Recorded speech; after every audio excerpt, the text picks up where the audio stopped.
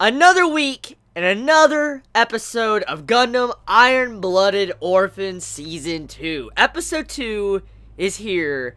And I gotta say, this is why I love Sundays. This is why I love Sundays. Because of episodes like these and this series, Gundam, just being back, makes me so happy.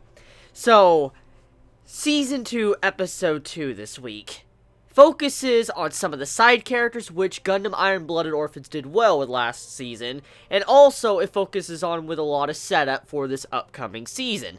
So let's get right into some of the side characters. So, one of the side characters, or a lot of the side characters, had a lot of focus this week, and how they're dealing with joining Tekkadan. For instance, after joining Tekkadan and experiencing their first fight, we get to see what type of reactions they will have after all the death and blood loss or whatever happened in the battle that happened in last week's episode. We get to see how all the new recruits would react after that.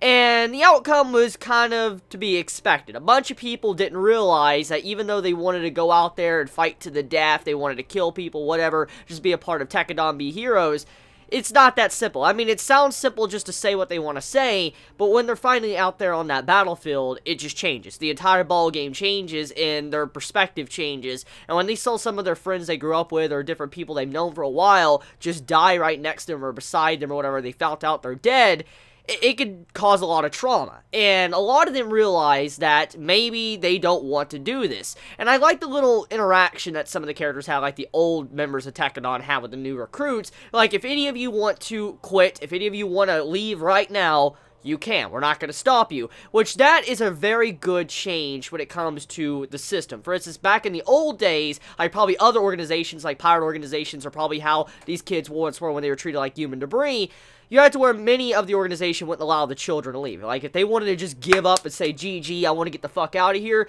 the organization usually would just say, fuck you, you're staying, regardless if you care or not, you're gonna fight and die, and, like, you're gonna continue fighting until you die. And so, with Tekkadan allowing them to just leave like that, it shows that they care, they understand. They're not gonna force you to do what you don't want to do. If you want to stay here and fight for us, if you want to believe in the leader, if you want to believe in Orga, if you want to believe in Mika and all that, then you could stay. But if you are scared, you don't want to fight, you don't want to die, go ahead and leave. We're not going to stop you. So I like the setup with this, allowing everyone to make their own decision. So if you continue to stay, it's your choice. You're not being forced. So that means that every character that decides to leave left on their own free will, and all the characters that decided to stay in the series, for instance, as the support characters or side characters of Season 2, they wanted to stay. They didn't leave because they had the pride and wanted to continue to be a part of Tekkadan. So very good development going on there for some of our side characters to allow them to make a decision on what they want to do. Now, getting back into it, though, I do enjoy the little aspects of this episode showcasing the surgery. Now, we've heard about this surgery, and we've kind of known about the surgery since Season 1. We've known that the surgery could cause certain problems with the body. Either you could be paralyzed or you could die. We've heard about this a lot. We know multiple people have taken the surgery multiple times. For instance, our main male character, Mika, he's taken the surgery 3 times. And we see the aftermath if someone failed the surgery in this episode with a flashback. And it was a very tragic scene because it emphasizes how lucky Mika is as a person to be able to go through the surgery 3 times and be completely fine. Or all our characters, a lot of our characters, being able to go through the surgery and be fine for right now. But you see this one boy that was in the slums, and he was like the boy that everybody looked up to in the slums. All the characters and stuff, they looked up to him. And one day, to make money and all that and help everybody out, he decided to join the army. He joined, you know, the organization that was nearby and tried to join them before he could become a soldier. And because of this, he had to take the surgery. He took a surgery, which, you know, was very life-threatening. And obviously, the surgery didn't connect to his body. It fucked him up where his entire lower half was paralyzed. And because of this, it made it to where he literally couldn't help at all. He couldn't be a soldier. The organization didn't want him, so they cast him aside like he was human garbage and just said, fuck you. That's what they did to him. And this is the bad outcome of what happens if the surgery doesn't adapt to your body, if it doesn't work. And we see this type of, you know, light to where if that's the outcome, if you don't have, you know, the right capabilities of, you know, accomplishing the surgery, like if it doesn't work, you're going to become either paralyzed or even worse, you're going to die. And it links with what's going on with Mika as well. As we know, Mika at the end of last season of Season 1 of Iron-Blooded Orphans, when he was having his large fight in one of the final episodes, he lost control of his arm and his eye because he got so connected into Barbatos that he could no longer control his limb when he was outside of the mech, when he wasn't connected. So that is kind of what's going on with Mika, because he didn't have a limber and stuff, and he was just fighting like that.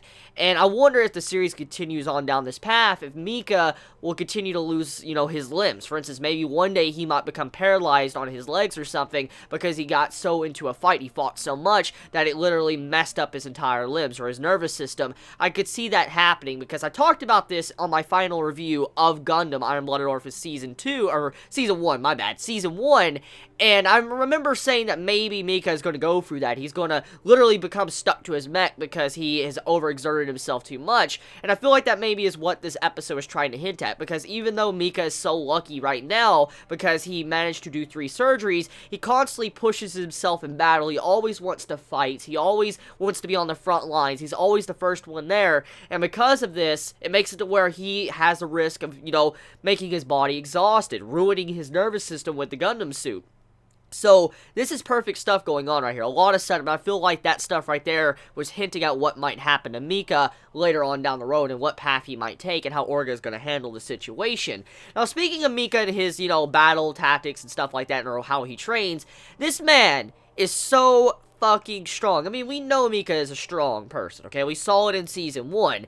But this man legit grabbed a person that was about to raise his hand against his waifu, grabbed this man's hand, and was about to break it. Like, he was holding this man's hand with one hand, just holding it, and this man couldn't move at all. He literally was about to crush his hand, and I mean, it goes to show you how much this man is trained. I mean, Mika is the type of character that, since he stated it multiple times, he's not really good at a lot of things, and so the only thing that he's really good at is fighting, being in Barbatos and fighting on the front lines. So, majority of the time, most likely, he focuses on training, doing weightlifting, or, you know, just sit-ups, all sorts of stuff. He's just doing all this training to be able to become strong, because that's the only thing he really can do. So, he uses all his time to train, and that's why he's so physically fit, which is just ridiculous when you take a moment to think about how this man could just do that crazy amount of stuff when he just trains that much. So yeah, Mika as a character, main character, I've always loved him. He's definitely a great protagonist of Gundam. So, besides that, the plot going on right now, you have it to where Tekadon is pretty much declared war on Dawn, the pirate group, and they're going to be going up against each other,